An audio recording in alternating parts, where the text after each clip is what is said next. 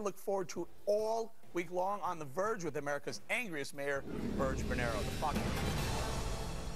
If gasoline prices keep climbing as expected, very few Americans will be able to keep their gas tanks full. Gasoline may become a luxury item few can afford. But one author says, guess what? 20 bucks a gallon? No problem. It's good for us. I better bring in Chris Steiner to explain. Go ahead, Chris. How in the world? Boy, we're going to do this again, aren't we? Every time gas goes up, we do this again. But $20, that's good for us. How's this going to happen, Chris? Well, I mean, $20 gas tomorrow would be certainly a bad thing. But I think the lesson here is this country has a problem with gasoline in that most of it comes from foreign countries. And that's to speak nothing of the environmental or health problems related to more driving and more gasoline. We have a current accounts problem. Half of our trade deficit comes from oil. If we can figure out a way to lessen our reliance on that, it's going to be better all around. And that starts with it costing more money. You and I, that is just the beginning of these benefits. We don't disagree that we have a problem here. We send way too many billions, hundreds of billions of dollars overseas to people who hate us. I get that. But it's like saying, you know, $20 a gallon gasoline is like saying, I don't want my kid to touch the stove, so I'm going to slam his hand on a hot stove and hold it there until he realizes it's too hot. You could drive the American economy into ruin with $20 gas. Eric, I mean, you're right. If the price of gas went up to $10 a gallon next week, it would be ruinous. I think the point is we can bring these changes in slowly, keep this money inside the country, and build out the infrastructure we need to survive and thrive with higher gas prices. You've seen they did the same thing in Europe starting in the 1970s. They thrived with $8, $9 per gallon gas prices. $5 gallon gasoline wake the American people up, and maybe the administration say, go ahead, drill away. We need all the oil we can get? Well, I mean, I think it will wake the American people up, and maybe they'll drill more, but I don't think the answer is in drilling more. There is no more drilled piece of land on the face of the earth than the lower and upper United States. I love you for coming on my show. I got to tell you, you will never see a $20 gallon of gasoline. I'm going to bring the panel in on this, Ange, way before we get to a $20 gallon. By the way, $20 gallon gasoline would just ruin us. It would hurt us more than anyone else in the world. Yeah, it would hurt us even before it gets to $20. It affects everything. It affects every household. I mean, you said we have a problem with addiction to oil in this country. We also have a problem, it seems, with drilling. I mean, the drilling ban in the Gulf shut down all those rigs. Now they're not drilling. That's costing hundreds of thousands of jobs, gallons and gallons of oil. And still, the Department of Interior says to the administration, stop doctoring the reports. Let's get those drills back in the ground. Stop sending them to the Middle East. Leslie, what about it? How about we drill, baby, drill? I say I'm all for it. Come on, give me a break here. $20 gallon of gasoline. Is that what you want, Leslie?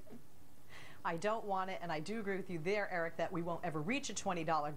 But you know what, Eric, why are we even increasing? You know supply and demand is simple economics, and there's plenty supply, there's plenty demand. If they continue to increase prices, the American people need to say enough is enough. What do you mean we have an addiction. We don't want to be codependent anymore, and they need to look at hybrid and electric vehicles. Let's you and I do economics. Gas prices will go down. Leslie, you and I do economics 101. What do you mean they continue to increase prices? I mean, prices go up on Eric, on the basis of demand. I don't wake up in the morning and set the prices.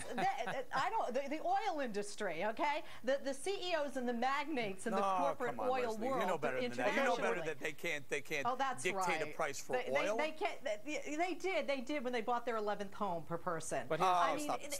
I'm not going to listen to this. Joey Jackson, if Leslie's right, and the only group that could, the only cartel in the world that might be able to increase price to a certain extent is OPEC if they keep driving the price up.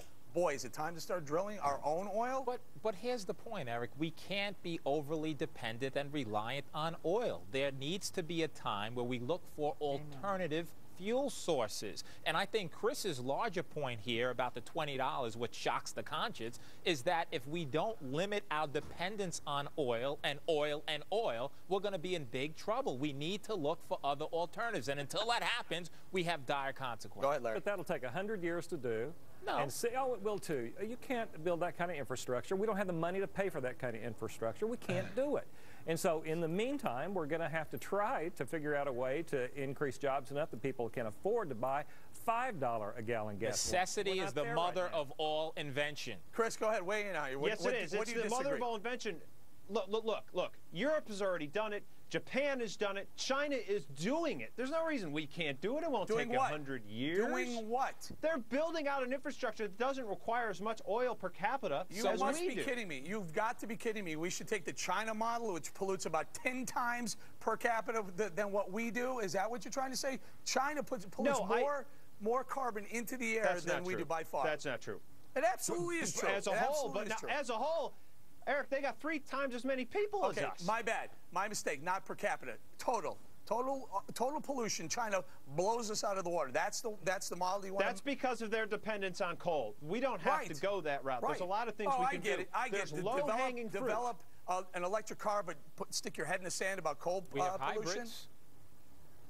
Look, there's a lot of other ways to make electricity than coal, and there's a lot of low-hanging fruit here. All these coal plants that we already have in the United States, most of them are inefficient and grandfathered in. We can go in with a minimal amount of money and make these things more efficient and less polluting. You're pie in the sky. You're pie in the sky, my friend. There's absolutely. Larry Wing is right. It would take us 200 years to develop technology that would replace coal and gasoline. Eric, they're already doing this right now. It just takes more effort across the board. No one's doing it, Chris. We're trying to do it here, and the way we do it is we subsidize GM. Companies we subsidize GM to the tune of probably $40,000 per vehicle, and then we go ahead and credit anyone who buys one of these stupid cars $7,500 Eric, to buy what's the alternative? Should we just continue? In fact, here's the alternative, you guys. We subsidize GM quite a bit more than that. So is that also we should just be addicted to oil for the rest of our lives, not explore anything else? We'll say it takes 100 years, therefore we shouldn't even look at it. We can increase our fuel standards slowly and surely, but still use oil as our basic fuel. I agree with both of you. Look,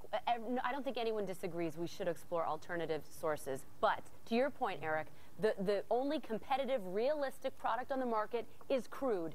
Joey, saying everyone should get off oil is like saying this whole country should eat organic. It would be great. Pie in the sky. Too expensive. Not realistic. Leslie, weigh in here. Hold on, Joey. Leslie, weigh in here. I mean, we're all for becoming more fuel efficient, but let's do it in the right way. Let's do it here, what we have in our hands. Drill our own oil, get more efficient with oil.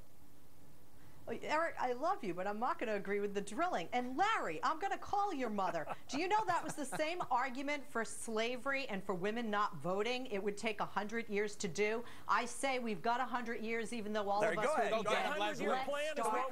Can we call your mom, see if she agrees that your comment on oil has anything to do with slavery at all? Hey, his book is called, a big jump. His book is called Your Kids Are Your Own Fault. So I wonder what she would think. What would she say? What would Larry This is all Mrs. Wingett's fault. She's my mom. She's going to say whatever my son says is probably right at this point.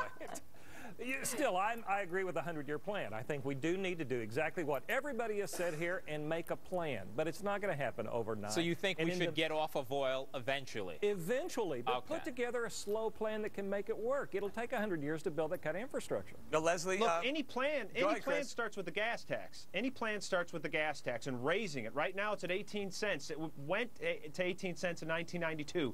Since 1992, 60% of that value has been eroded by inflation. Why is the gas tax only 18 cents Chris, federally? It's ridiculous. So what do you say we do with the revenue that's collected from the gas tax? Well, there's a lot of things we can do, but I would first start building out our green infrastructure that we're going to need. Chris, why should we tax people more? Why not require GMs and Fords and whoever does business here to raise their fuel economy standards? Isn't that a better way to do this? That's a great way to do it. So let's do it. But I do think before we go, we're going to run out of time. Leslie, I'm going to give you one chance to take back the slavery comparison. Do me a favor. Will you do that for us? We love you. I thought you were going to give me one chance to agree with you on drilling. Okay. No, you don't say we're not going to do this because it'll take a long time. I think we have a plan, and we don't say, oh, we're going, although Americans and humans are slow to change, we don't say let's have a slow plan. We have to have an intelligent plan. And one of the parts of an intelligent plan is a powerful people. And if we say, you know what, enough is enough, we don't need to be so dependent on you, hello, Mr. Exxon. We're going to start buying more hybrid vehicles, electric vehicles. And by the way, Eric, GM sold 6% more vehicles, so things are looking up for GM. Well, of course they are. They'll be out of business if it wasn't for the Obama administration. Last word, Ange. Short-term, only reality is crude. Keep drilling. But long-term, do look at other alternatives. Leslie, I'm with you. To my ears, music I'm with you, Leslie. We're going to say thank you to Chris Stein. Appreciate your time. Hope you're right. I don't hope you're right. I think you're completely wrong, but I like you anyway. All right, up next, it's time to answer your emails, your tweets, and Facebook comments, and every other way you reach out to us. You are up next on Follow the Money.